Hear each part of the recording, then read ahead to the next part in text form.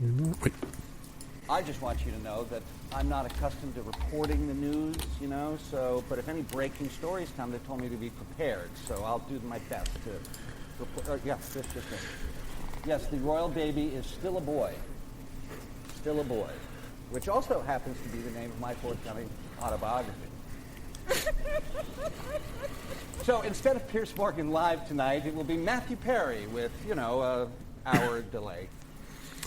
Bon, ça va être un peu spécial cet épisode, je vous le dis tout de suite. Je pense que nous, on y est préparé et encore, je suis pas sûr à 100%, pour cet épisode 6 de la saison 9 de Monsieur Série and Friends, qui est en fait un épisode hommage à Matthew Perry, donc qui est disparu le 28 octobre 2023.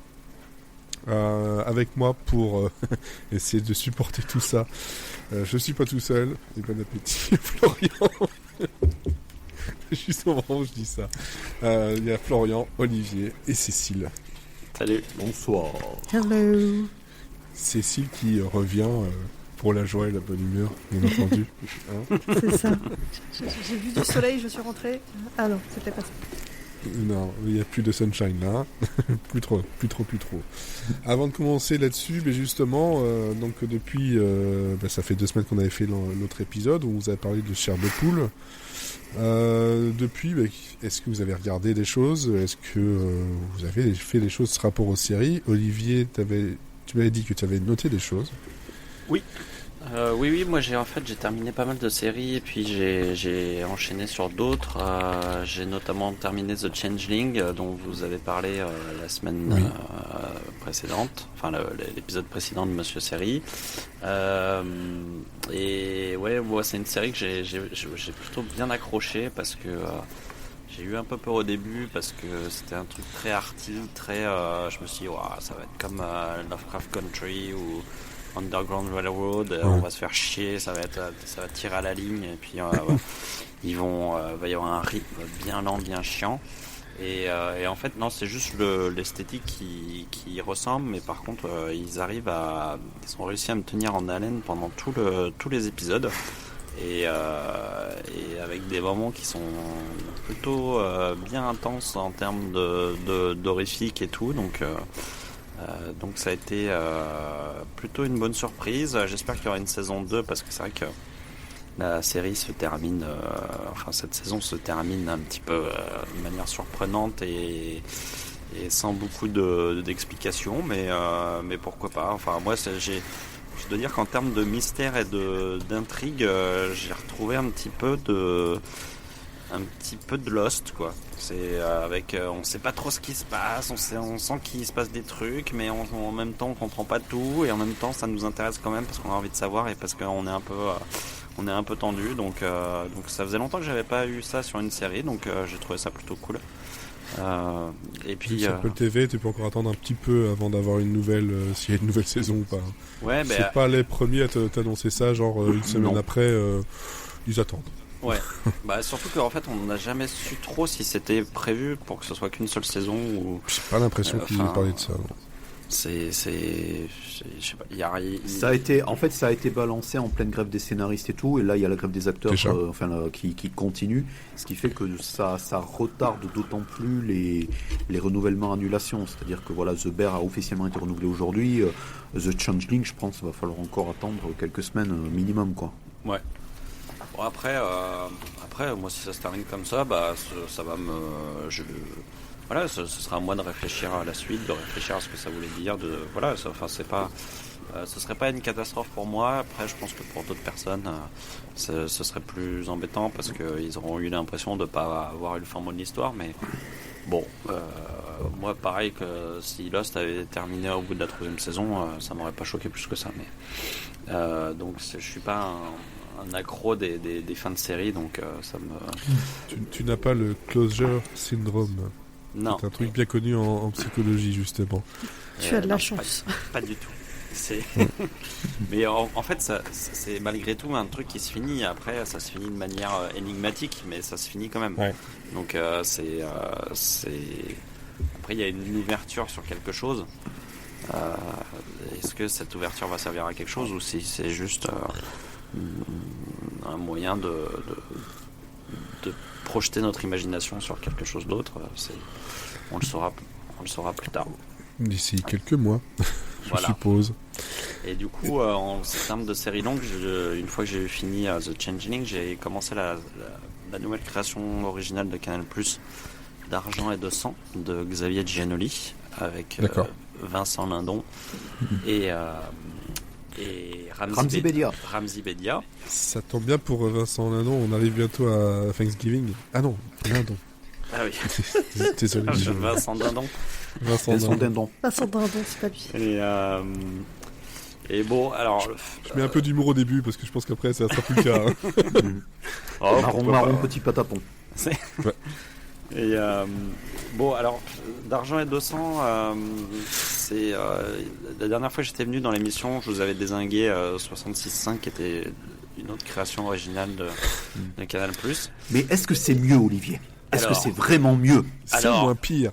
Disons que je reconnais tout à fait la qualité de la série, puisque c'est vraiment... Enfin, vraiment, c'est un bel objet, c'est bien filmé, il y a des acteurs qui sont convaincants, qui sont... Il a dit les termes, un bel objet. Et... Non, mais c'est en plus d'être un bel objet, il y a un scénario qui tient la route, il y a des acteurs qui sont vraiment convaincants, qui sont pas du tout, qui jouent pas du tout française. Enfin, ils jouent pas comme ça. Il y a un vrai travail qui est fait. Après, moi, j'ai un problème avec la série, c'est que le sujet ne m'intéresse pas. Et c'est compliqué. Donc, du coup, en fait, là, j'en suis. Donc, il y a le 5e épisode qui est sorti aujourd'hui. Je suis là, je dis ouais, c'est bien, mais je me fais chier en fait. Donc, mais c'est vraiment très personnel parce que le sujet m'intéresse pas. Et si on est client des trucs un peu d'arnaque et des thrillers économie, ça peut. Je pense que ça va vous captiver assez rapidement, sachant que c'est l'histoire d'un mec de la brigade financière enfin c'est pas la brigade financière, c'est un autre truc mais c'est compliqué à expliquer, qui va essayer de démanteler un groupe d'arnaqueurs qui en fait achètent des produits qui ont un rapport avec l'écologie, donc genre les panneaux solaires, des choses comme ça, et en fait se font rembourser la TVA. Sauf que en fait, c'est acheté avec des comptes. C'est assez compliqué, mais en gros, ils font une arnaque à la TVA écologique. Et du coup, ils s'en foutent plein les fouilles en mettant l'argent qu'ils récupèrent de la TVA sur des comptes offshore et compagnie. Et donc voilà, donc c'est un espèce de mano à mano entre un mec entre un flic financier et ce groupe d'arnaqueurs. Donc voilà, le sujet en soi est plutôt, je pense, intéressant pour les gens que ça intéresse. Moi, c'est pas le genre de truc qui me passionne. Donc voilà, je continue. C'est tiré d'une histoire vraie, non ? Oui, c'est tiré d'une histoire vraie. Ouais. Okay. Et parce que je vais continuer parce que vraiment les acteurs sont assez convaincants. Après, c'est pareil aussi, c'est que je trouve qu'en termes d'écriture sérielle, je pense qu'on n'est pas. Je pense que c'est pas bon parce qu'en fait ils ont fait un grand film qu'ils ont coupé laborieusement en plusieurs parties. Et il y a des moments où t'es là, tu fais pouf, ah oui c'est fini, d'accord, ok.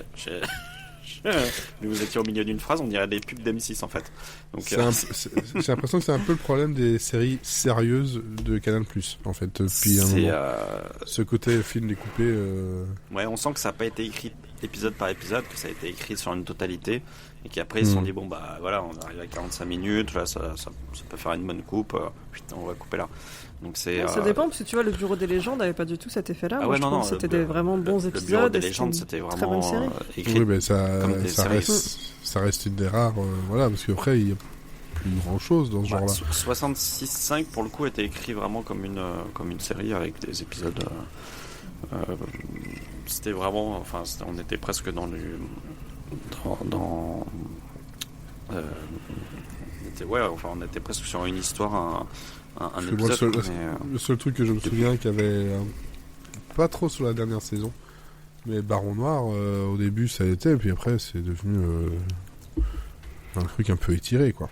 Ouais, en fait, c'est surtout le problème des gens quand les gens de cinéma viennent faire de la série, en fait. Je pense surtout. Et je pense qu'en fait, Xavier Giannoli, il a fait comme il travaille d'habitude, et puis il a pas cherché à comprendre s'il faisait un film ou une série, quoi. Donc c'est pas. Ok. Donc, mais bon, je pense que honnêtement, si le sujet de base vous intéresse, ça vaut le coup de regarder parce que pour le coup c'est plutôt quali et voilà, je pense que c'est bien écrit, c'est bien interprété, enfin c'est plutôt sérieux comme série, quoi. Après moi c'est un truc personnel. Et puis enfin moi j'ai commencé aujourd'hui Acapulco sur Apple TV+. Donc t'as été chercher du soleil et du film. Ouais, je me suis dit tiens, c'est l'automne, c'est nul. Bon, j'ai commencé quand même aussi la saison 3 de Only Murders in the Building. Et ça, j'attends d'avoir tout fini la saison pour en parler. Mais déjà rien que dans le premier épisode, d'avoir Meryl Streep qui chante avec Martin Short, c'est quand même. C'est sûr qu'il n'y a pas de soleil, mais ça a quand même illuminé ma journée. Donc c'est un tel bonheur de retrouver ces. Et Paul Rudd d'Acapulco. Paul Rudd aussi très bien dedans. Et Acapulco, bah écoute, j'ai regardé 2 épisodes pour le moment parce que j'ai commencé aujourd'hui dans le train. Et alors je trouve ça assez mignon. Il y a quelque chose de très sympathique de la série. À la fin du premier épisode, je me suis dit, j'ai eu peur que ce soit un espèce d'American Dream avec le self-made man immigré qui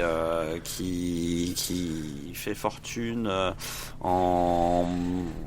et qu'on va nous prôner la force du travail et le machin tout en nous montrant une histoire un peu mignonne. Donc j'ai eu peur un peu de ça. Dès le 2e épisode, je pense vers où ils veulent nous emmener et que justement j'ai l'impression qu'il va y avoir un twist à ça et que c'est plus c'est plus justement le contraire de ce qu'on attend qui va arriver. Mais bon, j'en ai pas encore la confirmation. Mais en tout cas, je trouve qu'en 2 épisodes, ils ont réussi à planter des personnages qui sont très sympathiques, que j'ai vraiment envie de suivre, pour lesquels j'ai pas mal d'empathie. Et donc en fait, pour résumer la série, c'est un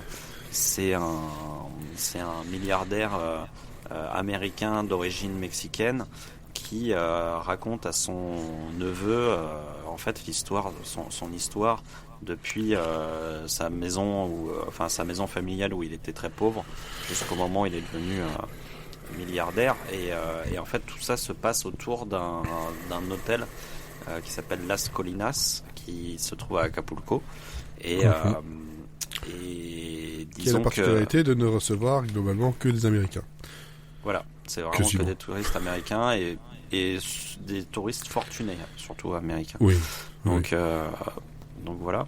Et en fait, du coup, ce gars-là, depuis toujours, depuis qu'il est tout petit, il se dit qu'il va travailler dans cet hôtel parce que c'est grâce à cet hôtel qu'il va réussir à franchir la barrière sociale qui s'oppose à lui. Et sauf que sa mère, pour sa mère, c'est vraiment le lieu du diable, c'est le lieu de la débauche. Et donc sa mère est pas vraiment d'accord pour qu'il travaille là. Et en fait, lui, du coup, il va essayer de travailler là tout en gardant ses principes et ses valeurs inculqués par sa mère. Donc, ce qui va être compliqué par moments, quoi. Surtout que lui, c'est un vrai gentil, mais qui est pas niais. Et t'as juste envie de dire, continue à être gentil, c'est bien. Ça fait du bien. C'est vraiment une feel-good série.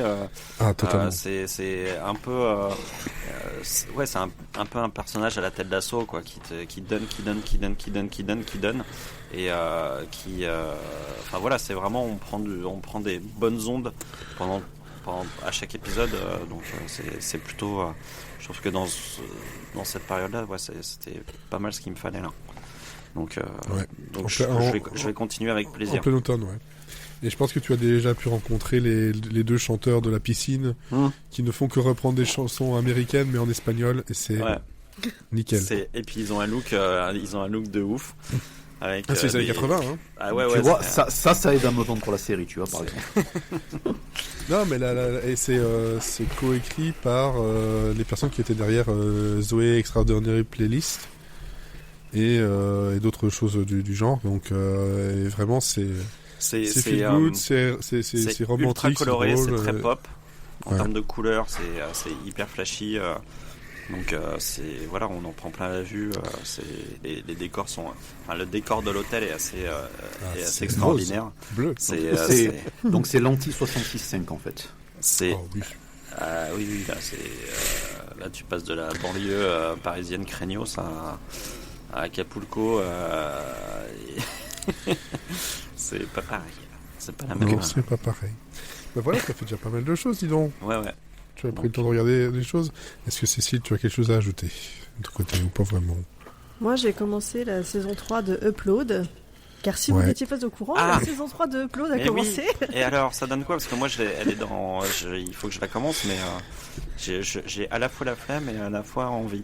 Alors, j'étais contente de retrouver les personnages. Ça fait très plaisir. Mais je trouve que la saison est moins bien que les précédentes. Alors après, elle n'est pas encore finie, mais je trouve qu'il y a un cran en dessous. Et il y a une blague récurrente, genre ils la font 2 à 3 fois par épisode, grossophobe, qui me hérisse le poil à chaque fois. Je peux plus. Dès qu'il faut c'est toujours la même blague. Ils font toujours la même remarque. Et j'ai envie d'éclater la télé. C'est horrible.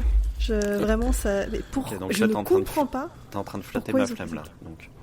Ah, mais je sais pas pourquoi cette blague-là, ils la font tout le temps. Et je n'ai pas compris pourquoi ils se sont dit, tiens, c'est une bonne idée. Je comprends pas. Ouais. Mais c'est ce que je redoutais, c'est qu'il y a un peu de fainéantise et pire, finalement. Parce que dans la saison 2, j'ai pas trouvé ça, c'était bien, mais ça n'était pas au niveau de la 1. C'est ça. Et ben là, la 3 est pas au niveau des 2 premières. Il y a encore quelques bonnes trouvailles sur l'utilisation de la technologie, etc. Il y a vraiment un moment où j'ai explosé de rire parce que c'était tellement con. Et en plus, ça n'a aucun sens en vrai quand tu réfléchis 2 secondes à comment la technologie est utilisée. La blague ne fonctionne pas, mais sur le coup, ils m'ont eu, j'ai été pliée. Et l'acteur qui fait l'intelligence artificielle, qu'on retrouve partout à Lakeview, donc qui est habillé en groom. C'est le fils du créateur. Hein, il est merveilleux. Il est magique. Et toutes les IA qu'il fait sont trop bien. C'est le fils de Greg Daniels. Hein. Je ne trompe pas. Eh ben écoute, je le remercie d'être dans la série. Parce que vraiment, c'est lui qui illumine les épisodes avec Luke. Le personnage de Luke, le vétéran, fan du héros, qui est encore assez cool. Mais c'est vrai que sinon, sur le reste, ça c'est un peu redescendu et ça manque de folie, ça manque de fun par moment. Et c'est dommage, parce que là, pour le coup, ils ont quasiment open bar, ils peuvent faire ce qu'ils veulent. Quoi. Donc, c'est ça. Ouais, c'est ça, je vérifie bien, c'est Owen Daniels, c'est bien son fils. Voilà, qu'on a pu voir aussi dans Space Force. Et il est très bien. Un peu moins. Un peu moins dans Space Force, mais malgré tout. Là, il triche, il est plusieurs fois, il est en plusieurs exemplaires, forcément. Et dans The Office aussi. Parce que forcément, vu que c'est. On le met quand on peut, mais il était plus jeune là, mais toujours roux. On peut s'y reconnaître. Il a un visage facile à reconnaître, je trouve. J'avais pas le souvenir de l'avoir vu dans autre chose, mais tu vois, The Office, j'ai pas tout vu, j'ai pas vu la fin, donc potentiellement, c'est pour ça que je l'ai pas vu. Et Space Force, j'ai tenu un demi-épisode, donc voilà. Ah, mais je suis touchy sur l'humour, j'ai pas d'humour, donc voilà. Ok. En tout cas, clairement, celui de Space Force m'a pas touché du tout. C'est vraiment, il est passé à 3 km de moi, je le voyais à peine. Non, bah écoute, j'abandonne. Ouais, je peux comprendre. Donc du côté de Florian, je suppose que non, hein, que tu confirmes. Il n'y a rien qui est revenu entre temps. RAS, ok, très bien. Je connais pas cette série. Ça doit exister, hein, il doit savoir. J'imagine. Ouais. Moi de mon côté, ça va faire une belle transition parce que globalement, je n'ai regardé à part dimanche où j'ai regardé pour le prochain phase B Princess Bride. J'ai regardé que du Matthew Perry verse, tout simplement. J'ai pas été chercher plus loin que ça. Ça change rien parce que je regarde Friends à peu près tout au long de l'année. soit je fais un rewatch, soit je regarde des épisodes par-ci par-là. Bon là c'était surtout un bon gros rewatch comme je fais chaque année pour Studio 60 on the Sunset Strip, qui reste une série excellente avec Matthew Perry, où il est juste merveilleux, donc une série de Aaron Sorkin, où Aaron Sorkin était encore dans la force de je ne parodie pas, hein, globalement. Et puis bon, c'était une belle prolongation avec les apparitions de Matthew Perry dans West Wing aussi, hein, donc je pense qu'ils ont dû bien s'entendre et continuer à bosser ensemble. Ça, puis bon voilà, des épisodes par-ci par-là de The Odd Couple. J'ai revu le film Numb, donc NUMB, qui s'appelle comme une connerie, Givré, avec un point d'exclamation en français. Titre à la con. Franchement. Déjà, t'as de la chance, ils aient pas appelé ça Frozen en mode on fait un titre anglais sur un titre anglais. C'est un titre qui est tellement sorbette. Oui, clairement, parce que par rapport à ce que ça raconte, franchement, ça te le vend pas du tout en français. Mais bon, bref, ça c'est pour une autre partie. Donc voilà, on va passer directement sur justement cette section donc hommage à Matthew Perry, où on va revenir nous sur ce que l'on avait comme entre guillemets comme lien avec le comédien, ce que l'on retient, comment on l'a découvert, ce genre de choses, et ce que l'annonce de son décès il y a donc un peu moins d'une semaine. Je crois que ça fait 10 jours. Hein. Un peu plus d'une semaine. Pourquoi je dis un peu moins? C'est parce que ça me paraît, en fait, ça me paraît encore très très très très très frais. Vraiment très frais. Je pense que les images de l'enterrement n'a pas dû aider. Et puis. J'ai pas regardé ça, moi, bizarrement. Je me suis protégé de ça. Il y a un truc qui s'appelle TikTok, et si tu regardes des trucs sur Matthew Perry, au bout d'un moment, tu tombes dessus. Et tu vois des trucs vus du dessus, parce que personne n'était invité à part un petit comité. Donc voilà, ici je sais pas par qui on pourra commencer, mais Cécile, comme ça fait un moment, toi Matthew Perry, qui c'était en fait pour toi, en dehors du côté qui c'était, parce que je pense que tout le monde l'a lu partout, on va peut-être pas le répéter. Alors c'est un acteur. Matthew Langford Perry, bref. Voilà. Non, je pense que né en 69. De façon très étonnante et très différente de tout le monde, j'ai découvert Matthew Perry en tant que Chandler dans Friends, avec la voix d'Emmanuel Curtis. Curtil. Et Curtis. Pardon. Emily Curtis. Oui, c'est ça. Sa version femme. Donc, je pense qu'ici, globalement, tout le monde, c'est Chandler, la découverte, ou la rencontre, ou qu'on retient en tout cas de Matthew Perry. Je pense oui. Voilà. Oui, parce qu'en fait, quand on cherche un peu, on l'avait déjà vu ailleurs sans que ce soit aussi marquant, parce que forcément, plus de 200 épisodes, c'est un peu marquant. Oui, enfin, je veux dire, il nous a accompagnés quasiment quotidiennement pendant une grande partie de notre vie, et qui en plus était pour nous notre adolescence. Donc, après, j'ai le truc, enfin, je rejoins un peu ce que je disais sur WhatsApp, c'est que la particularité par rapport l'immense majorité du reste de la team, c'est que j'ai jamais accroché à Friends. Donc évidemment Matthew Perry, je savais qui c'était via la série, mais en fait je l'ai apprécié dans d'autres séries en fait, et la série dans laquelle une des raisons aussi pour laquelle je regardais Studio 60, c'est parce que il avait enfin l'opportunité de faire autre chose sur une autre série qui n'était pas Friends, et donc du coup ça me rendait d'autant plus curieux en fait, à part le fait que c'était Sorkin. Après pour moi tout ce qu'il a fait derrière était relatif, enfin était plus ou moins lié à son personnage de... En fait le truc c'est que comme les auteurs se sont appropriés cet acteur, ils ont mis beaucoup de lui en fait dans ce qu'ils ont écrit, donc en fait c'est lui qui a mis beaucoup de lui en fait dans ce qui a été écrit, hein. Il faut rappeler un truc, c'est que quand il y avait des vannes qui ne marchaient pas dans Friends, on lui demandait d'improviser un truc ou de réécrire un truc qui en général faisait mouche. Donc oui, je pense que c'est ça le truc qui a fait que ça a marché et qu'on retient et que peut-être on se dit tiens, il a toujours joué la même chose. C'est parce qu'en fait, c'était lui. Alors, en fait, il n'a pas joué la même chose, mais on reconnaît ce qu'il y a de lui dans chaque personnage qu'il a joué, quoi. Et pour le coup, enfin, moi, je trouve que c'est ce qui le différencie de beaucoup d'acteurs, en fait. Et c'est peut-être pour ça aussi qu'il a tant marqué, quoi. Donc Cécile, découverte avec Friends, parce que là on revient. Voilà. On peut raccrocher. Non, j'avais quoi? Je devais avoir 13 ans, quelque chose comme ça. Et Chandler était très déterminant, plus que Matthew Perry, vraiment le personnage qu'il jouait sur deux aspects. C'est que, adolescente, j'avais envie d'être lui, d'avoir son humour. C'est vraiment un humour qui m'a forgé. Et les blagues de Chandler sont vraiment ce que je retiens de Friends. Ouais. Et à la fois, il est l'homme que je voulais épouser. Il est, depuis des années, dans mon top 3 des personnages de série que je veux épouser.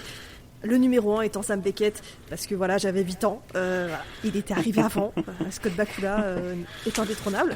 Mais Chandler Bing est deuxième depuis mon adolescence. Il a été égalé par Ben Wyatt dans Parks and Rec, parce que Ben Wyatt, voilà. Mais Chandler, voilà, c'était celui que je voulais être et que je voulais épouser. C'est vraiment il y a un truc de Freud dedans. Mais non, mais c'est vraiment, j'aspirais, voilà, à avoir son humour, à avoir sa répartie. Je poserai la question à ma femme pour savoir de quoi ça tient niveau psychologie. Parce que si tu veux être ce que tu veux épouser, non, mais il y a un truc. Tu vois, c'est comme, ah mince, je sais plus comment ça s'appelle, mais c'est, tu sais, pour les billes aussi, que tu sais pas quand tu vois un couple bien, tu sais, attends, je sais pas lequel je veux être et lequel je veux, avec lequel je veux être, tu sais pas dans quel sens tu veux la chose. Chandler, c'était un peu ça. Et non, et c'est que, en fait, c'est plus que la vision du couple de Chandler et Monica m'a beaucoup plus parlé que tout le monde retient Ross et Rachel dans Friends. Jamais de la vie. Je déteste ce couple n'a aucun sens. Par contre, Chandler et Monica, c'est une des meilleures constructions de couple que j'ai vues.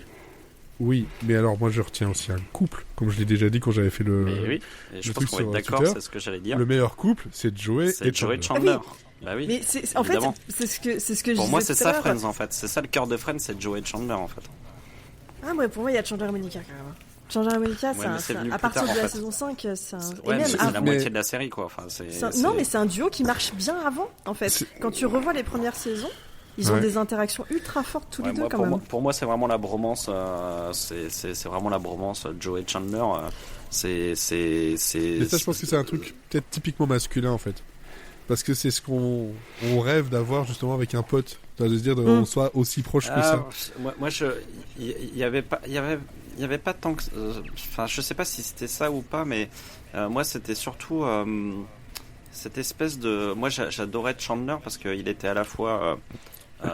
Il avait à la fois l'humour que j'aimais et que je voyais nulle part ailleurs à la télé en fait. C'est parce que pour moi en fait cet humour sarcastique, un peu noir, un peu qui est à la fois gentil et méchant, cet humour-là je le voyais nulle part et pourtant c'était l'humour que moi je pratiquais et que j'aimais et que j'avais l'impression qu'il ne pouvait pas exister à la télé et tout d'un coup c'est arrivé et en même temps il avait ce côté il chambrait tout le monde et puis en même temps il a une amitié totale envers Joey et c'est une amitié qui est sans contrepartie, c'est-à-dire que c'est un mec qui soutient son pote inconditionnellement et en fait il n'a pas besoin d'avoir quelque chose en retour et c'est juste tu le sens que c'est un mec qui est qui donne pour son pote quoi et c'est parce que son pote il est toujours en galère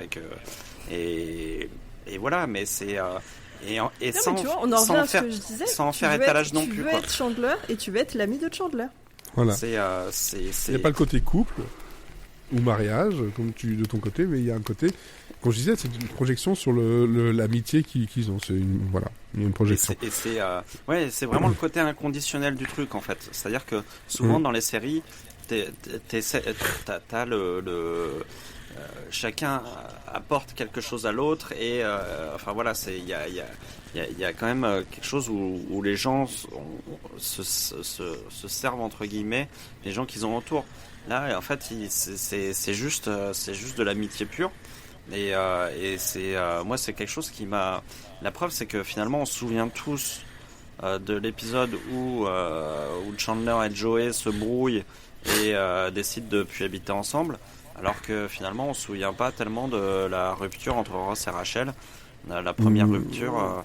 Enfin, moi personnellement, c'est pas quelque chose qui m'a marqué, alors que on a tous l'image de cette fin d'épisode où t'as Joey et Chandler qui sont chacun dans leur appartement respectif et on est tous c'est tous je voulais cette fenêtre qui fait de la pluie alors que je suis en Belgique. Tu l'as déjà? Je l'ai déjà, regarde. Et c'est vrai que pour moi c'est une image beaucoup plus marquante, c'est un truc qui fait partie de la série pour moi, quoi.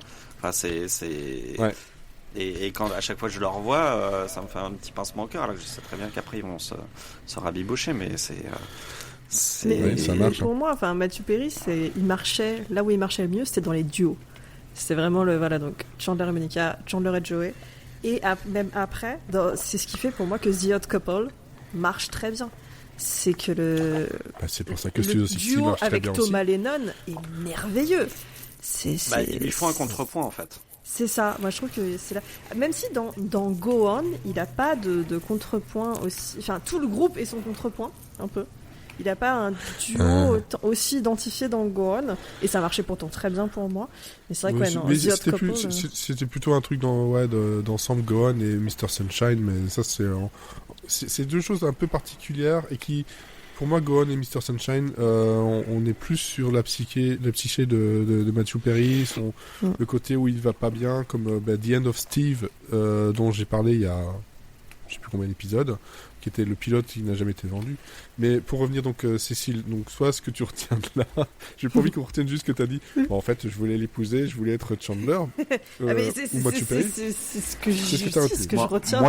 Moi, j'ai surtout retenu que tu voulais aussi épouser Sam Beckett et Ben Wyatt, je veux dire. Mais oui, mais c'est j'ai pris des notes. Si tu veux, mon numéro 3, c'est Rodney McKay dans Stargate Atlantis. Voilà, c'est mon top 3. On a déjà 3 là. Oui, mais j'ai un deuxième ex-aequo. Ouais, mais là, c'est plus un podium, là. J'ai le droit de faire ce que je veux, c'est mon top. C'est la tribune. C'est mon top imaginaire. C'est un harem. C'est un parallépipède.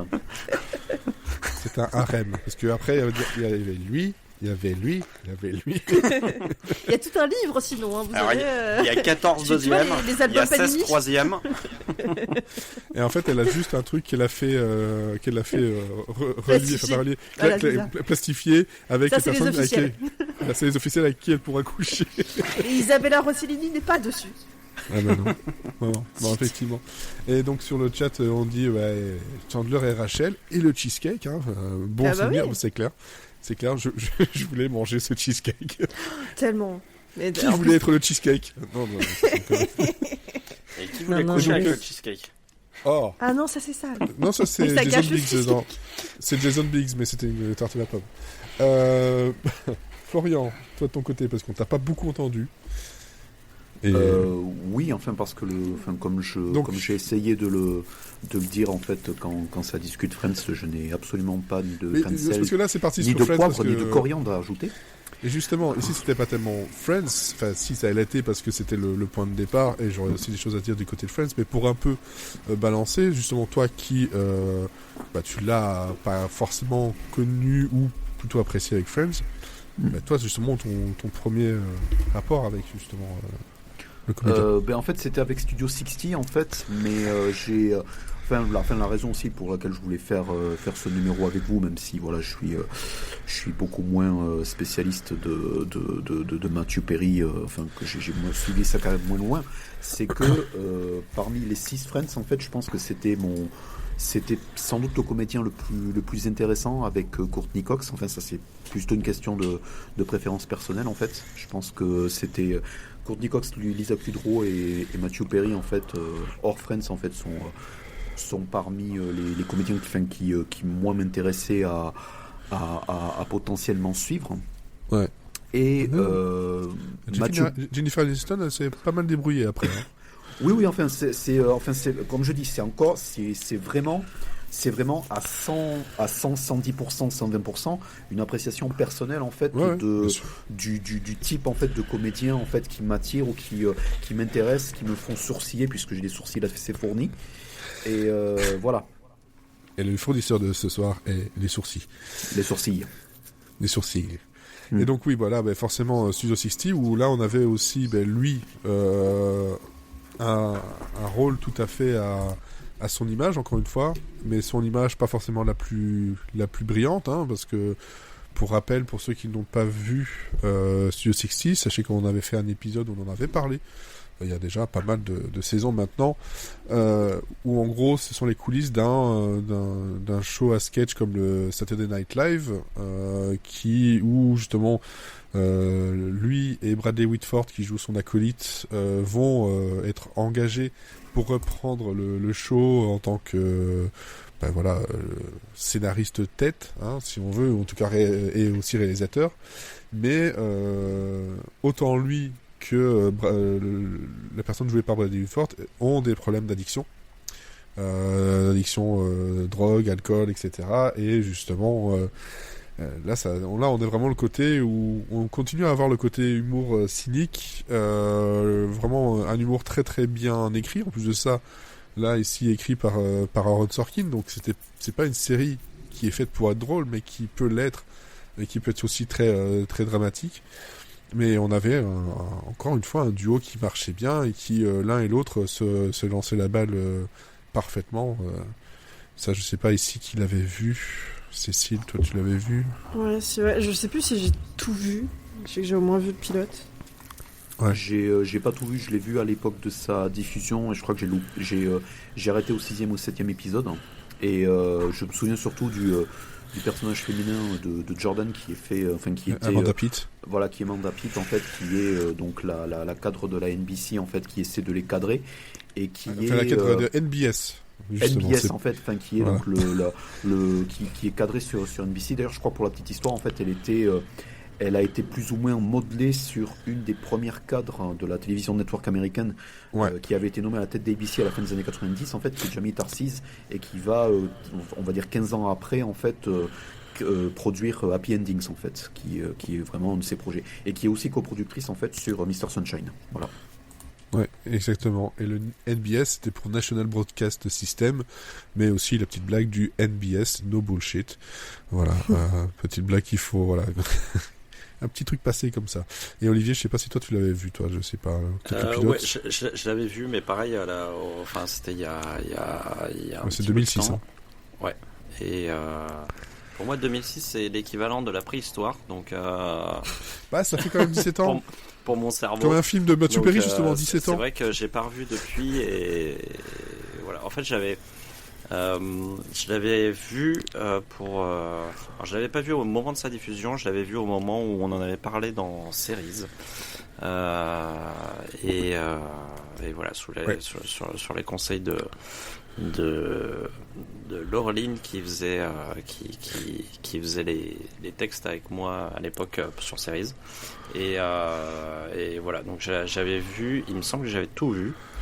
Mais ouais. Il y a une seule saison de toute façon. Mais moi j'avais été assez troublé en fait par ce côté justement. Je m'attendais pas à avoir justement ce côté un peu véridique se montrer sous son vrai jour en fait. C'est tellement pas. On est tellement proche de Friends et de l'image de Chandler que de voir un personnage qui ressemble à Chandler mais qui a des problèmes d'addiction, et c'est bizarre. Chandler assumé quoi. Je me souviens que c'était assez troublant, et c'est assez rare que, en général, les acteurs qui sont dans ce cas-là, et surtout quand ils font de la comédie, justement ils ont tendance à aller dans la plus pure comédie pour cacher le truc quoi, et c'est vrai que c'était assez bizarre en fait de de savoir si finalement c'était drôle ou si c'était triste en fait. Mais est-ce qu'il n'y a pas un rapport avec le fait que tout le monde savait et tout le monde voyait? Tu vois, dans Friends, tu sais très bien dans quelle phase il est, rien qu'en regardant sa tête, malheureusement. De toute façon, il y a eu des interviews, notamment où on lui a montré les passages où il est très maigre, justement les passages où il est très très très loin, et il disait clairement, là je vois la personne, je sais que c'est moi, mais je suis triste. Il dit, et surtout il dit, je suis triste pour cette personne-là. Parce qu'elle est vraiment dans une mauvaise phase. Et en fait, il y avait un recul assez fort et c'est assez dur à voir. Et en fait, je pense que c'est aussi ce qui peut jouer sur notre manière de s'identifier. Moi, je me demande toujours pourquoi tel acteur marque plus. Parce que, honnêtement, moi, quand un acteur meurt ou... il y en a que j'aime bien, je suis un peu triste et compagnie, mais... La preuve, on n'a pas fait d'épisode hommage pour tout un tas d'autres personnes qui sont morts depuis. Voilà, c'est ça, c'est-à-dire qu'il y a un moment donné où tout d'un coup, en fait, cet acteur-là, en fait, il prend une place qui est complètement différente dans nos vies. Et pourquoi ? C'est aussi parce que en regardant Friends, tout en rigolant de ce qu'il faisait, on comprenait que, en fait, c'est un mec qui a jamais su tricher, quoi. C'est un mec qui a jamais su cacher en fait ses problèmes, parce qu'on le voyait à l'écran, ça se voyait qu'il y avait quelque chose qui allait pas. Et pourtant, j'étais pas vieux, et je comprenais que il avait changé physiquement, je comprenais que c'était pas la même personne, et en même temps, ça me le rendait terriblement sympathique. Parce que en fait, je voyais les failles de ce personnage et de cet acteur derrière, quoi. Et finalement, c'est ça aussi qu'on attend d'un personnage, quoi. C'est qu'on puisse voir ses défauts et rentrer en empathie avec ses défauts, quoi.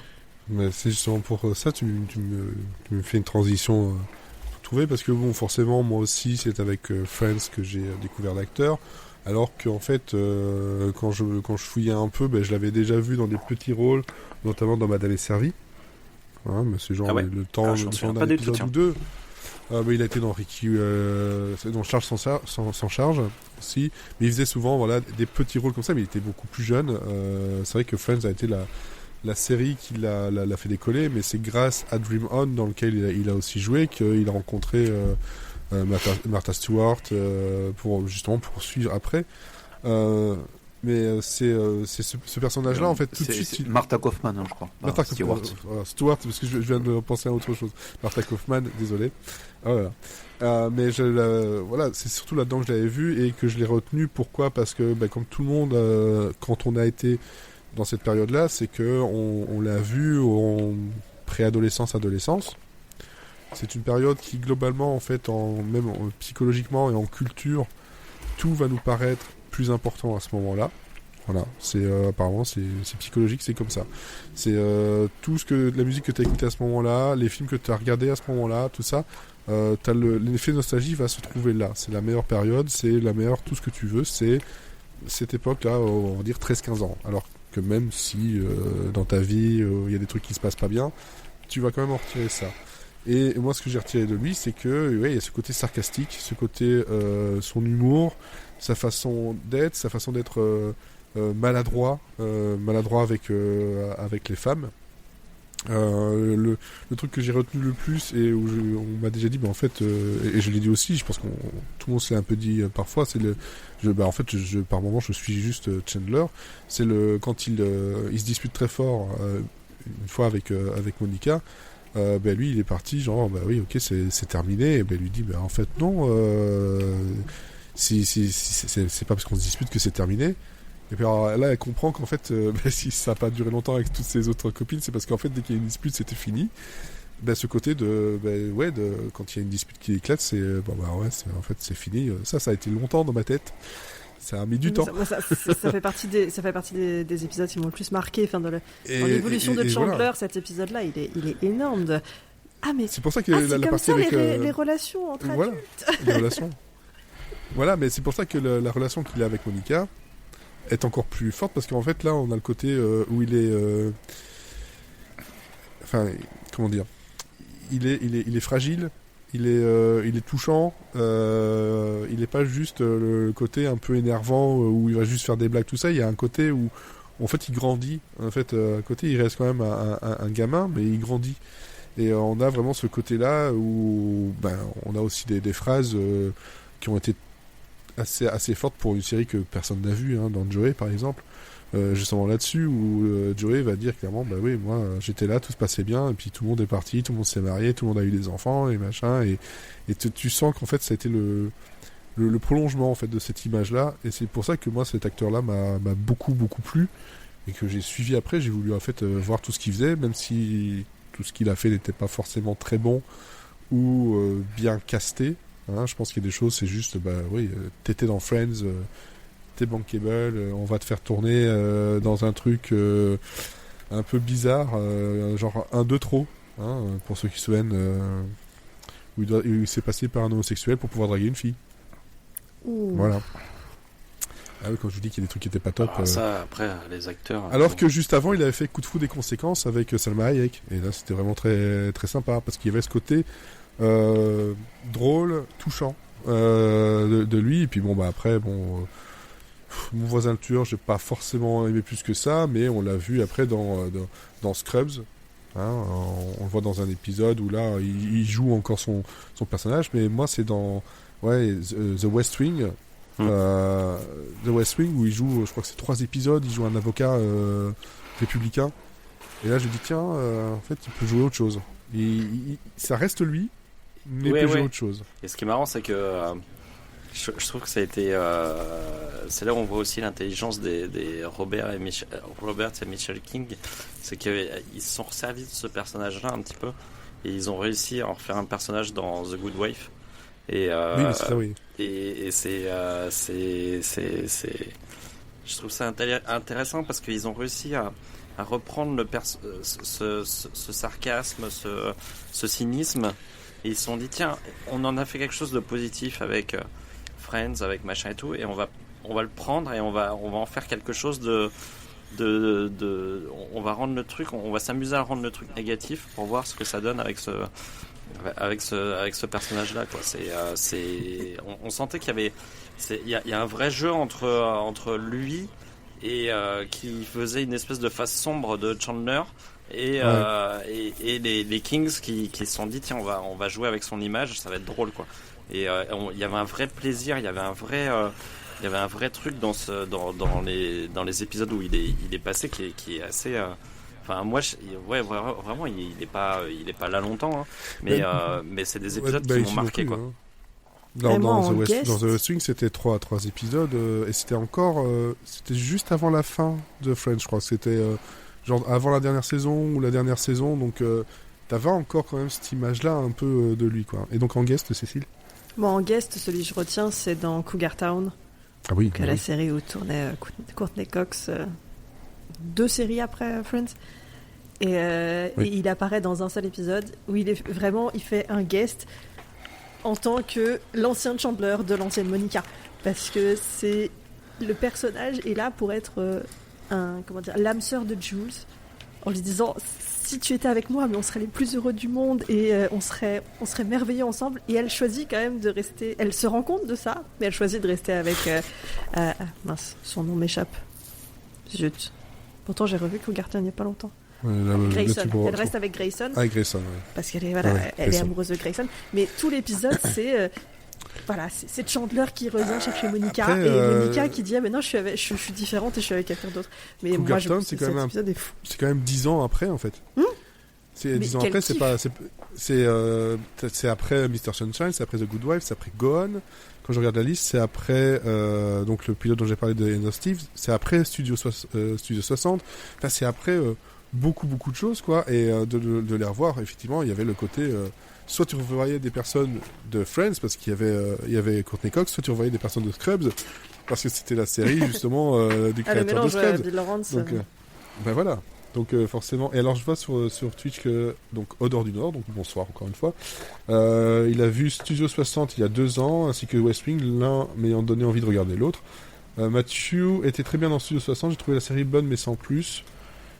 Par contre, j'adore Maison Blanche. Son petit rôle de Joe Quincy, voilà, Joe Quincy, était très bien. Ça m'a introduit à son talent dans le dramatique. Bah oui, parce qu'il a beaucoup de talent là-dedans. Et donc il avait beaucoup aimé Friends. Chandler était son préféré, et ça l'a beaucoup touché justement d'apprendre son décès. Je crois qu'on était quand même beaucoup à avoir comme personnage préféré de Chandler en fait. C'est vraiment un truc qui revient beaucoup. Je sais que Quentin qui fait partie de la bande, pour lui c'était vraiment, enfin c'est que tout d'un coup c'est comme nous quoi, tout d'un coup il avait quelqu'un qui faisait le même humour que lui, et c'est vrai que c'est quelque chose qui, enfin c'est vrai que dans la cour du lycée on se refaisait les blagues de Chandler le lendemain quoi. Donc bah oui. Moi j'étais encore au collège, et donc je me sentais seule parce que toutes mes références à Friends je les gardais pour moi parce que personne ne comprenait. Et maintenant je peux me permettre de faire des blagues sur Friends et les gens comprennent. Mais c'est 20 ans après les gars. Moi il y a 20 ans que je voulais faire des blagues sur Friends. C'est surtout pour ça que bon voilà, ici on n'est pas toute l'équipe, et toute l'équipe n'est pas forcément touchée de la même façon, et comme on l'a dit, hein, des décès dernièrement et ces dernières années, il y en aura encore d'autres aussi, ou qui ont été assez choquants aussi, mais celui-là, en tout cas de façon très très très très personnelle, c'est comme si on m'avait arraché quelqu'un de ma famille alors que je ne le connais pas, mais ça fait vraiment ce côté-là, genre merde, surtout que c'était ici, en plus de ça, j'avais lu son mémoire. Et où je me dis, il a tellement dépassé de choses, il est sorti tellement de choses, c'est dingue d'en être encore là. Et que, voilà, quelques mois après, on soit là. Il a aussi, même en tant qu'homme, il a aussi eu le courage de parler de ses problèmes aussi. Parce que, vraiment, c'était ça.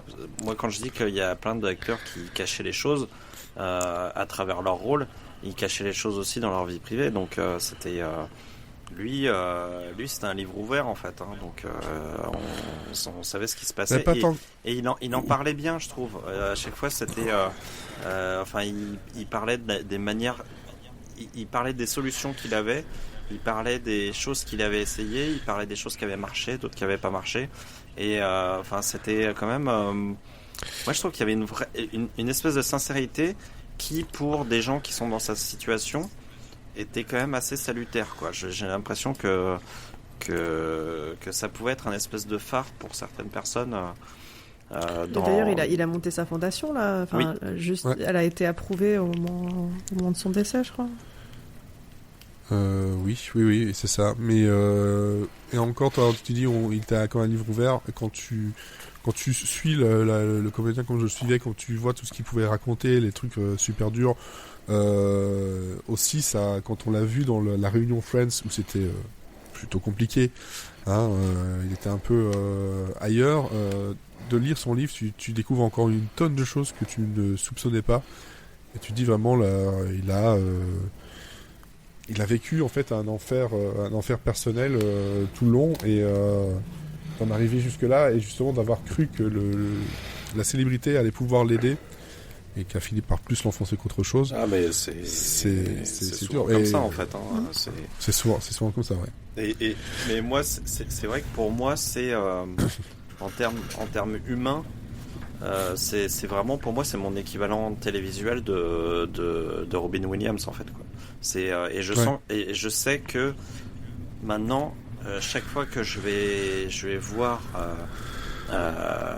Matthew Perry à l'écran, je vais avoir la même boule au ventre que quand je vois Robin Williams à l'écran quoi, et avec une espèce de sentiment de gâchis, et c'est vrai que moi à chaque fois que je vois un film avec Robin Williams, qui était un acteur que j'adorais, certainement un de ceux que je préférais, et sauf que lui en fait je savais beaucoup moins qu'il avait des problèmes dans la vie, donc du coup il y avait le choc avait été d'autant plus grand que je m'attendais pas du tout à voir ce genre de nouvelles quoi. Et Matthew Perry en fait, là où ça m'a un peu choqué, c'est que j'avais l'impression qu'il en sortait justement, qu'il arrivait malgré tout à s'en sortir, qu'il avait des leviers, et que rien n'était rose, mais qu'il y avait un peu d'espoir quand même quoi.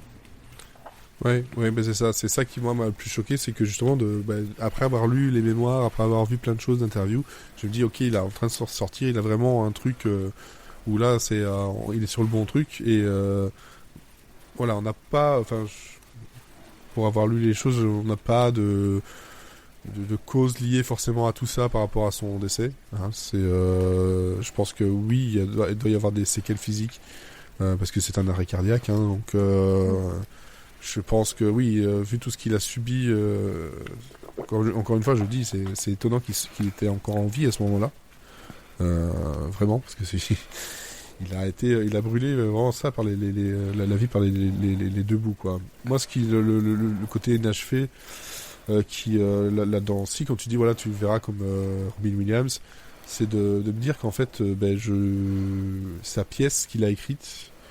Et je crois qu'il a jamais passé en dehors de Broadway, off-Broadway, peut-être en Angleterre, mais en tout cas de notre côté, donc The End of Longing.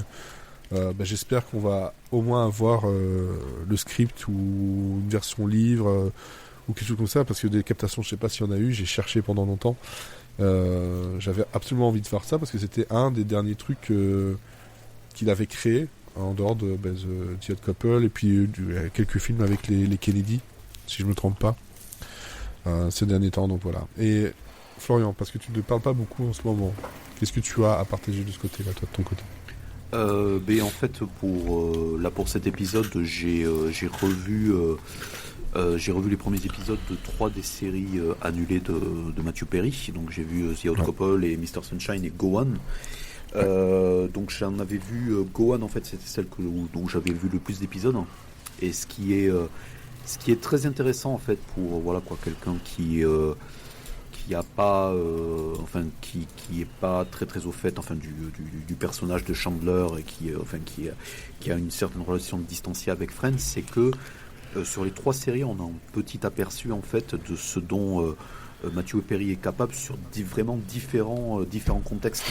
Et ce qui est très intéressant en fait, c'est que Go On c'est vraiment un système un espèce d'ensemble show autour du trauma où en fait il y a pas mal de psychologie qui est assez fine mais qui est quand même mise dans un format comédie sur 21 minutes et même si s'il y a littéralement donc c'est un groupe de thérapie qui est animé donc par un personnage qui est incarné par Laura Benanti, donc qui ensuite va faire Supergirl entre autres, et du coup l'ensemble show en fait ça ne prive pas Matthew Perry en fait d'être vraiment la glu qui maintient tout ça. Et tout à l'heure on disait que ce qui manquait souvent c'était que il n'y avait pas un seul contrepoint, puisque voilà, je crois que c'est Cécile qui disait qu'en fait chacun des personnages de Go On était son contrepoint, mais en réalité sur les premiers épisodes en fait il y a toute une intrigue, il y a pas mal d'intrigues secondaires en fait où c'est lui en fait et le staff de son émission de radio qu'il aime à en faire voir de toutes les couleurs aussi, parce qu'il a du mal à gérer son deuil en fait. Donc il y a vraiment un arc dramatique qui est très très soutenu en fait dans une comédie qui est censée être une grosse comédie absurde en fait. Je veux dire, il y a Brett Gelman en fait Brett Gelman en fait qui a explosé depuis avec Stranger Things, a joué un tout petit peu le même rôle en fait d'Hurluberlu, et qui est la seule fonction de Brett Gelman en fait c'est de faire des non-sécutures totalement absurdes et totalement déjantées. Mais donc on est dans un univers qui est relativement proche de Community, sans le côté scénario de petit malin et un tout petit peu moins noir et torturé, mais avec un personnage central qui est incarné par Perry, qui est vraiment qui est vraiment très touchant et auquel en fait on s'attache vraiment. Et Mr. Sunshine, je vais trouver ça un tout petit peu moins réussi en fait, parce que c'est un tout petit, au fur et à mesure qu'on avance dans les épisodes en fait, c'est un tout petit peu plus caricatural. Mais il y a donc là donc Perry joue un patron de stade en fait, donc qui est le stade Sunshine. Et le truc avec cette série là en particulier qui est assez remarquable, c'est que même s'il joue un patron qui est un tout petit peu distancié, un tout petit peu toxique, qui doit subir un peu les desiderata de la proprio du stade qui est incarnée par Allison Janney. Donc on a un duo qui fonctionne relativement bien parce que ce sont des comédiens qui sont super expérimentés à l'époque où la série est diffusée. Mais la différence entre un Matthew Perry dans ce rôle-là et un Dr. Cox de Scrubs, en fait, c'est que le côté patron toxique, tu le sens pas trop, etc. Parce que il y a aussi une volonté du personnage et aussi in extenso du comédien de bien faire, en fait. Ouais, mais c'est sûr qu'après Gohan était beaucoup plus sombre. Moi, je me souviens d'épisodes justement où là, donc lui, il vit un trauma parce qu'il n'arrive pas à sortir du décès de sa femme. Et il y a des moments où justement c'est super dur à voir en fait comment il peut avoir des contre-coups comme ça de souvenirs de fantômes en fait. Et c'était créé par un ancien de Friends et de Speechless. Scott Silvery, ouais. Scott Silvery. Voilà, Scott Silvery. Alors que Mr. Sunshine, je crois c'était pas tout seul, mais Matthew Perry était à la création. Oui, enfin il était producteur et il était co-créateur. Ouais. Mais c'est vrai qu'elle m'a moins marqué que Gohan parce que Mr. Sunshine, oui, à ce côté-là où tu sentais qu'il y avait un potentiel, mais qu'ils allaient jamais assez dans le potentiel en fait. C'était très très lisse, très gentillé par endroits. Alors que Gohan, il y avait une vraie proposition justement d'autre chose en fait, un côté un peu plus. Peut-être le problème c'était NBC à ce moment-là. Ça aurait peut-être mieux fonctionné sur une autre chaîne. Et donc tu avais donc dit la troisième série, donc dont Cécile a parlé. Voilà. Dont Cécile a parlé, qui est donc une adaptation d'une pièce de théâtre qui avait déjà été adaptée à la télé dans les années 60. Et en film. 60. Et en film. Et en film, effectivement, qui est arrivé, là c'était il y a pas si longtemps que ça, en fait, c'était en 2016-2015. 2015 à 2017. Voilà, donc il y avait 3 saisons, qui je pense est encore diffusée actuellement, rediffusée sur certaines chaînes françaises. J'ai cru voir un truc passer. Non. Non. J'ai cru voir passer un truc par rapport à ça, ou alors peut-être c'était juste quelques épisodes. Mais en tout cas, The Odd Couple aux États-Unis est encore en syndication. Voilà, donc ça, vous pouvez le voir, et avec Matthew Perry entre autres, et Thomas Lennon qui était dedans, et Yvette Nicole Brown aussi qui joue sa comment dire, le bras droit, l'assistante de Oscar. C'est ça, hein? Ouais, je crois. C'est l'assistante d'Oscar, effectivement. C'est ça, c'est l'assistante de Oscar. Et donc ça, par contre, Olivier, toi, là-dedans, ces trucs-là, tu les as pas vus? Non, The Odd Couple, non, j'ai pas vu. Et alors, The Odd Couple, justement, c'est un truc qui avait été assez décrit à l'époque parce que c'était la sitcom vraiment à l'ancienne. Là, on sentait que c'était la sitcom qui venait de base d'une pièce de théâtre, mais c'était sans justement compter sur les comédiens et l'écriture qui était vraiment très très drôle en fait. Personne ne lui a vraiment donné la chance, je trouve. Après, ça a quand même duré 3 saisons, donc il y a quand même eu une certaine frange du public qui a suivi. Ouais, mais c'était passé de CBS à TBS, si je me trompe pas, c'est ça? Il y a eu un truc. Et en plus, c'était des mini-saisons, c'était 13 épisodes, je crois. C'était pas des saisons de 22 non plus. Ouais, c'est ça, oui. Il y a une quarantaine d'épisodes de max pour les 3, mais là, on le trouve. Moi, je le trouvais bien, vraiment. C'était encore autre chose que ce qu'on avait eu dans Studio 60, dans Gohan, autre chose dans Friends, mais toujours la patte Matthew Perry, quoi. Il y a un truc que si tu aimes l'acteur, tu peux pas ne pas aimer, en fait.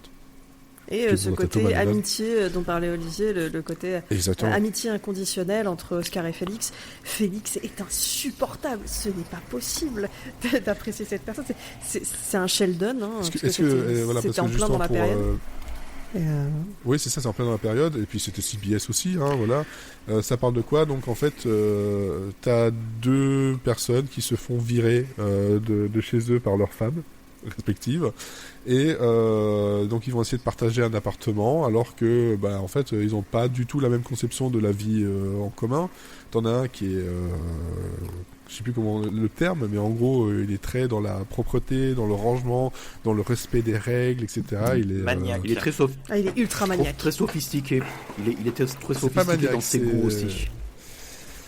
Voilà, très sophistiqué, alors qu'en fait, Matthew Perry joue le rôle d'un commentateur de sport en podcast ou en radio.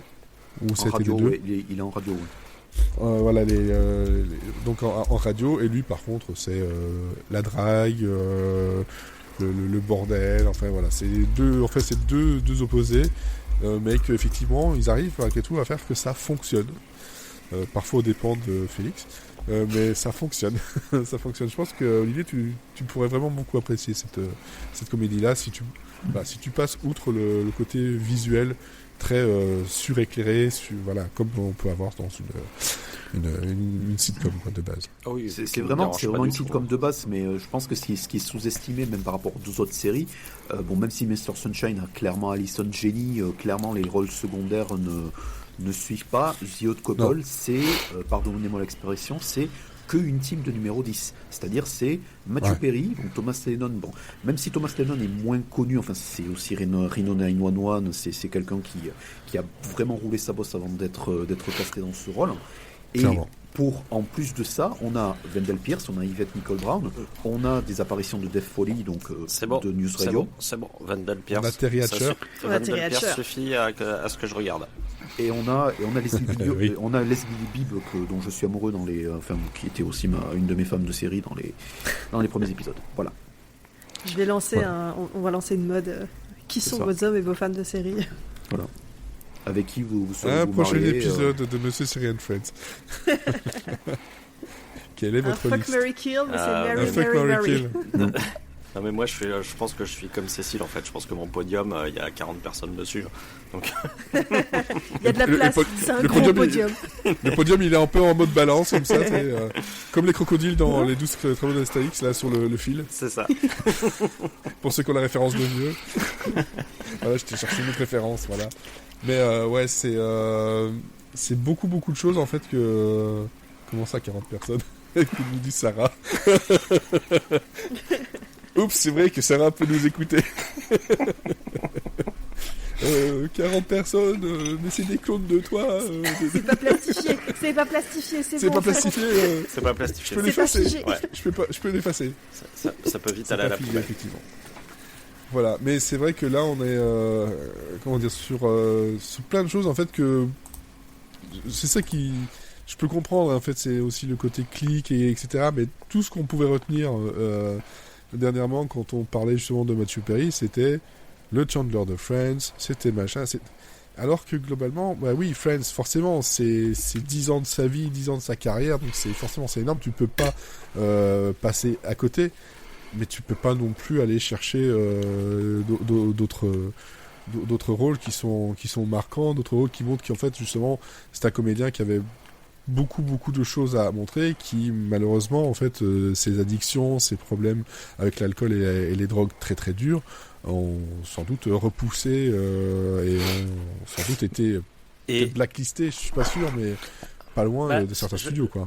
Ouais, après je trouve que malgré tout moi j'ai l'impression que c'était un mec avec qui les gens aimaient travailler, et c'est un peu ce qui a fait que sa carrière n'a pas sombré en fait.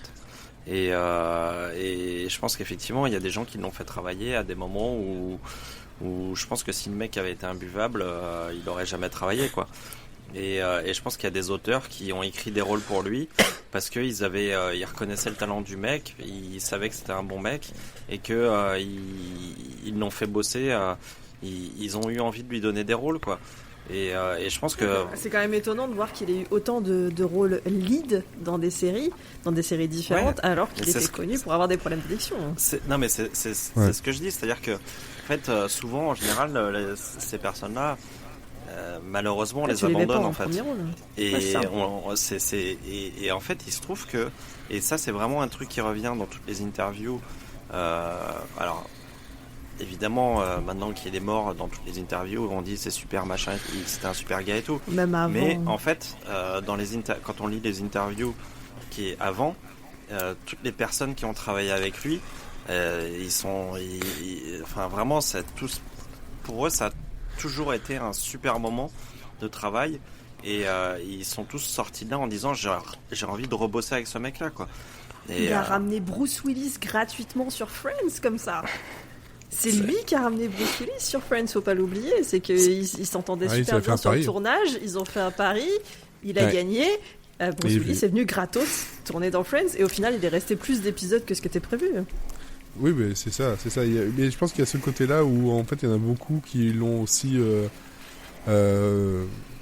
ont eu beaucoup d'empathie pour lui, pour ses complications et sa vie difficile. Et je pense que là-dedans, le plus difficile, c'est clairement Jennifer Aniston, en fait. Elle, c'est celle qui, dans le cast même de Friends, et même par rapport à la vie qu'ils ont eu, l'espèce de relation qu'ils auraient pu avoir, qu'ils n'ont pas eu. Et voilà, il y avait un côté un peu... je dirais pas couple maudit non plus, mais je pense que il y avait un côté très très très fusionnel entre eux deux, qu'on n'a pas tant montré que ça, en fait. On l'a montré que très tard. On l'a un peu montré, je pense, dans la réunion de Friends.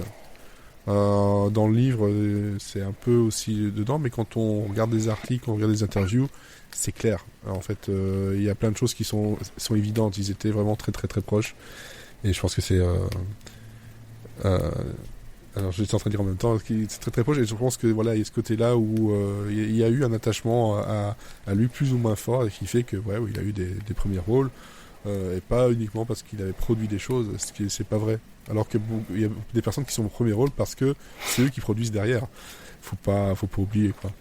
Sarah qui dit, moi je l'avais adoré dans Mon voisin le tueur quand même. Oui, mais dans le premier, oui, le 2... Voilà, un peu moins. C'est pas ce que je préfère. Franchement, aller voir Nom, qui, je pense, est un de ses meilleurs films, qui est le moins connu, en fait, où il joue justement c'est un scénariste qui a une dépression chronique et qui essaie de s'en sortir, en fait, en trouvant la femme de sa vie. Et c'est très très mignon, c'est très très gentil, mais peu de personnes connaissent ce film-là. Alors, ça fait partie de mes films préférés. Sinon, vous avez 17 ans encore. Non, vous voyez pas ce que c'est? C'est Zac Efron qui fait sa version jeune. C'est ça. Je l'ai vu. Ouais. Et ben, franchement, pour l'avoir revu, ça marche encore bien, en fait. Ça marche encore bien. C'est bizarre de voir Zac Efron devenir Matthew Perry. Oui, mais surtout avec ce visage-là, alors que maintenant, en fait, Zac Efron, il ressemble à Shrek. Il est tout carré de partout. Et il est cubique, ouais. Je sais pas, il est bizarre.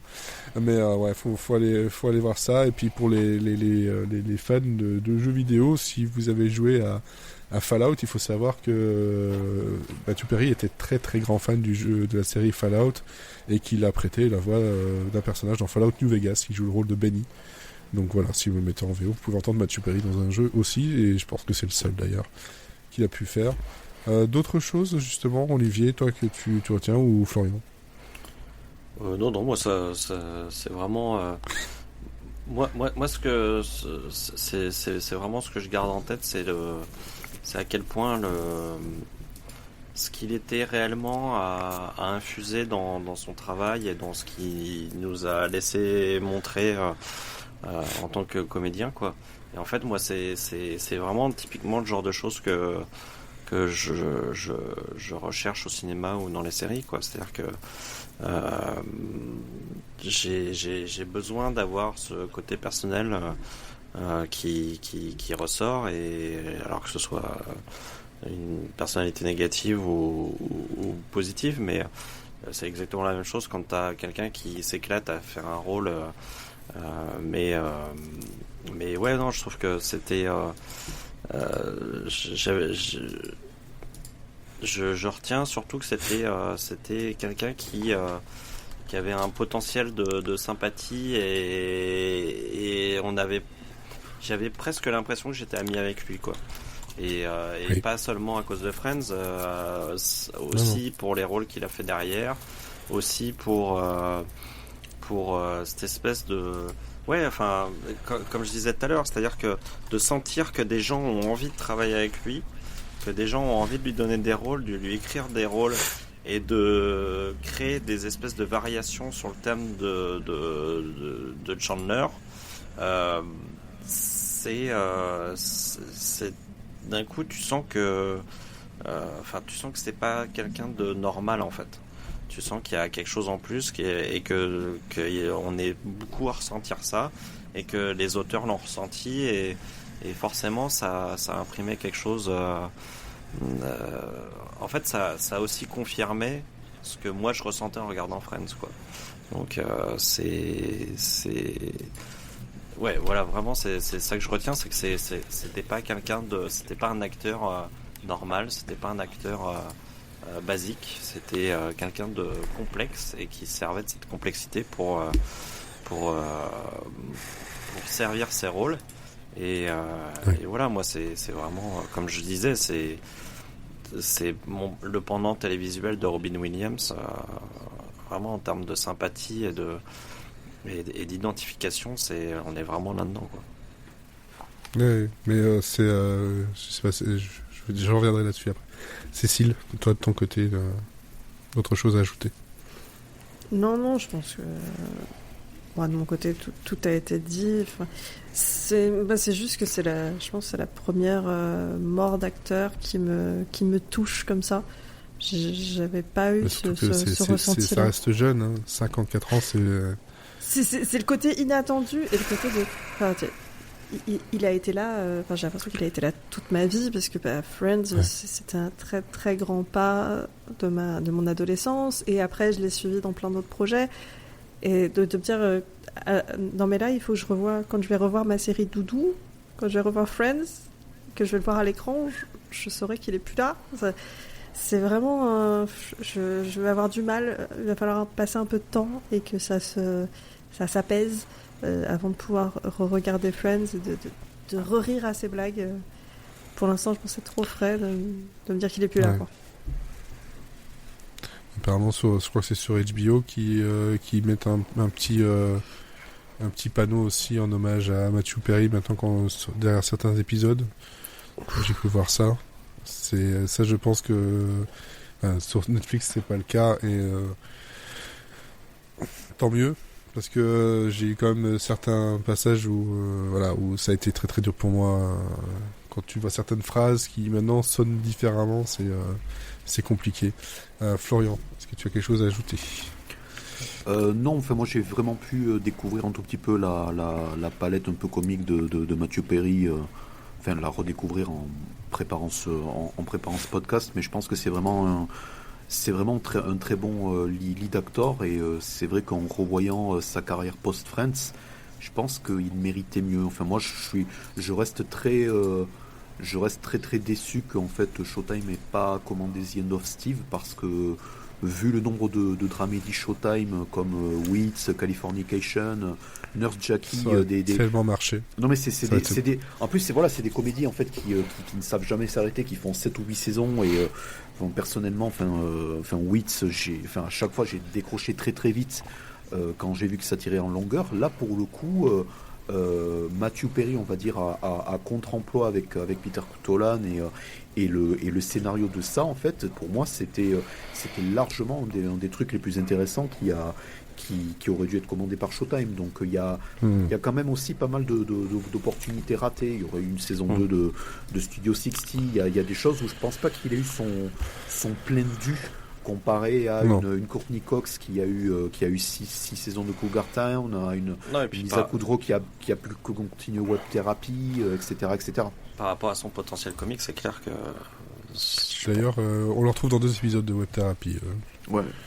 Puis même Matt Leblanc en fait a quand même bien rebondi après Joey en faisant épisodes, etc. Et Matthew Perry, enfin, même si il y a un bémol sur The Odd Couple qui a eu 3 saisons, en fait... c'est vrai que je m'en souvenais plus, mais c'est pas une série qui était vraiment très très mise en avant par rapport au Chuck Lorre-universe. Voilà. Non, c'est sûr. Tu allais dire, Olivier? Non, j'étais d'accord avec Florian, c'est-à-dire qu'effectivement, quand tout à l'heure je parlais de gâchis, c'est aussi de se dire que ce potentiel comique, nous on le voit parce qu'on va creuser, on va creuser certaines séries, certaines choses, mais c'est vrai que par rapport au grand public, je pense qu'avec le talent comique qu'il avait, je pense qu'il avait possibilité d'exploser beaucoup plus que ça, quoi. Mais bon, c'est aussi la malédiction d'avoir un rôle. C'est l'avantage d'avoir un rôle aussi marquant et en même temps la malédiction d'avoir ce type de rôle. C'est-à-dire qu'à un moment donné, c'est très difficile de s'en débarrasser, c'est très difficile d'en sortir, même psychologiquement. C'est très difficile de gérer la célébrité qui va avec. Et c'est d'autant plus dommage que en fait il y a au moins 2 acteurs de Friends qui ont fait du contre-emploi, à savoir Matt Leblanc avec Épisode, c'est Elisa Kudrow avec The Comeback en fait. Donc on les a vraiment utilisés vraiment très très à contre-emploi. Mais Matthew Perry, il y a du potentiel à explorer. Mais ils ont mis du temps à y arriver aussi. Enfin, ça s'est pas fait, ça s'est fait de manière, ça s'est fait sur le long terme. Sauf que le problème, c'est que effectivement, je pense que psychologiquement, Lisa Kudrow et Matt Leblanc, ils n'ont pas les problèmes qu'avait Matthew Perry. Donc, et que toute cette période difficile à gérer de post-Friends, où tu dois enlever le costume du truc et l'abandonner définitivement. Je pense que après c'est quand t'es un petit peu fragile psychologiquement, bah c'est beaucoup plus compliqué, quoi. Et moi, enfin après, je suis très content que Lisa Kudrow et Matt Leblanc aient réussi justement. Courtney Cox, elle a eu la chance d'avoir Scream, elle a eu la chance d'avoir des rôles forts tout de suite derrière pour Shining Vale, dont on parle pas assez, qui est vraiment très très fort avec elle. Elle a réussi à avoir des séries un peu fortes derrière qui ont fait que on l'a vu dans autre chose que dans Monica. Jennifer Aniston, pareil, elle a eu des rôles malgré tout au cinéma qui ont fait que The Morning Show dernièrement, qui montre vraiment toute la puissance de cette comédienne là, hein. Ouais. Mais c'est vrai que, et c'est marrant parce que en fait finalement c'est pour mes 3 personnages préférés de Friends, Lisa Kudrow, Matt Leblanc et Matthew Perry, c'est vrai que ça a été plus long, ça a été plus compliqué, ça a été plus chaotique, quoi. C'était parce que peut-être que c'était aussi des personnages qui étaient plus qui avaient une espèce de folie, qui avaient un type d'humour qui était différent de ce qu'on pouvait voir, et du coup on les a beaucoup identifiés à ces personnages-là. Du coup c'est plus compliqué aussi de s'en sortir, quoi. On peut le voir avec beaucoup de comédiens comme ça, hein. Jim Carrey notamment aussi, dans le genre, peut avoir ce truc-là. Il y a cette façade justement comique où on essaie de coller à la peau, alors qu'en fait derrière tu peux faire autre chose, mais on va pas vouloir t'utiliser à contre-emploi, ou il y aura d'autres choses qui vont te bloquer là-dessus. Moi en tout cas, ce que je garde de tout ça, c'est que en fait depuis le 28, je suis dans un état un peu... comme je le disais dans l'article de Mary Telling sur le Huffington Post, je suis groggy, mais vraiment c'est le terme, c'est je suis pas encore en fait à réaliser. Et je pense que je vais encore mettre beaucoup de temps à réaliser vraiment le tout, d'autant plus que rien ne fait pour m'aider à... tout est là pour m'aider à réaliser, mais je refuse absolument tout, hein. Forcément les algorithmes etc ne font que montrer des choses, puis de mon propre chef je vais regarder des choses, comme je l'avais partagé sur Blue Sky dernièrement. Donc quand j'ai recommencé Studio 60, il y a une scène où justement du premier épisode où il serre justement le réalisateur dans ses bras, et voilà, et il dit je meurs de l'intérieur, merci d'être là. Juste cette phrase là, ça a été j'ai fait pause, j'ai chialé, je pouvais plus, alors que ça n'avait absolument rien à voir. C'était plutôt un moment même heureux dans l'épisode, dans la série, et parce que là il venait de recevoir en fait une récompense de la guilde des auteurs, et donc et là je vois quelqu'un qui repartage le Blue Sky avec ah oui c'est vrai qu'il a péri Matthew, hop je te bloque en direct, voilà, dégage. Je ne veux pas de ces blagues-là. Je l'ai vu un peu trop souvent. Tu es bloqué. Mais bref, voilà, c'est vraiment un truc qui, je pense que je vais mettre encore. Voilà, peut-être que vous avez trouvé que c'est trop, mais moi je veux pas. Je veux pas comprendre. Je veux pas avoir voilà un monde culturel où je peux plus avoir une nouvelle série, un nouveau film avec lui. C'est compliqué. Voilà. À défaut, j'aimerais bien que et encore une fois, enfin on va sur les marottes, mais je pense que voilà, là les 3 séries que j'ai revues et dont on a parlé, en plus de The End of Steve qui est dispo sur YouTube, je pense que c'est même si ce sont des séries annulées ou il y a une diffusion française un tout petit peu sous le manteau, diffusion belge je suis pas au courant, désolé, mais pour les 3, pour Mr Sunshine, Hot Couple et si du côté néerlandophone. C'est ça. Et en fait, je pense que c'est il y a un patrimoine. En fait, il y a un patrimoine de la sitcom et un patrimoine de la comédie quand on parle de séries annulées, etc. Où en fait, il y a du travail jetable en fait qui est mis sous le tapis. Et The Odd Couple, en fait, j'ai pas vu de passer de diffusion française, mais j'ai vu de suite le compte américain de Pluto qui disait dès le soir que l'intégrale de The Odd Couple, donc avec Matthew Perry, serait à nouveau disponible. Ma question c'est pourquoi on ne met pas la série sur Paramount+? Pourquoi? Enfin, je sais pas comment ça fonctionne les 3, mais clairement, voilà, la série elle est doublée, le matériel il est là, elle a moins de 10 ans, c'est, enfin voilà quoi, c'est. Les épisodes sont disponibles sur Sisplay. Pour The Odd Couple. Pour The Odd Couple. Ok, mais voilà, tu vois, j'étais pas au courant. Mais c'est vrai que c'est des choses où il y a beaucoup de choses à remettre en avant, mais pas en attendant voilà le décès des gens, mais il y a vraiment tout un patrimoine de sitcoms et de comédies qui, même si elles sont annulées, conservent leur qualité. Donc en fait il y a toujours 2 poids 2 mesures en fait, c'est-à-dire que les films avec Matthew Perry, il en a pas fait des masses, mais si tu veux, tu peux de suite aller les chercher en VOD. Les séries hors Friends de Matthew Perry, c'est encore une autre histoire. Et c'est ça, donc il y a un côté de patrimoine sériel qui je pense déshonore sa carrière en fait, surtout pour le public international en fait. Ouais, mais c'est ça, en fait, ça, la phrase qui résume bien ça, c'est ce qu'il avait dit, qui a été retenu et qui est sur la page de sa fondation, hein, donc le Matthew Perry Foundation. C'est que quand je mourrai, je ne veux pas que Friends soit la première chose qui soit mentionnée. Raté. Hein, c'est malheureusement raté. Je veux que aider les autres soit la première chose qui soit mentionnée, et que voilà, il voulait rester justement en vie pour prouver ça. Ben voilà, donc l'addiction est vraiment quelque chose de trop dangereux, trop puissant en fait à combattre tout seul. Donc voilà, c'est quelque chose a posteriori, je trouve ça un peu dur de dire voilà, c'est une phrase qu'il a dit, qu'il a écrit, et que finalement peu ont retenu parce que justement il y a ce prisme du peut-être aussi le prisme du c'est pas vendeur tout simplement. Faut qu'on parle de Friends parce que Friends ça fait cliquer, on le sait. Ouais, mais bon, tu peux pas non plus passer à côté. Enfin, je comprends. Non, tu peux pas. Je comprends qu'on puisse. On l'a fait aussi. Hein. Première chose qu'on a fait, c'était parce que c'est ce qu'on a vu.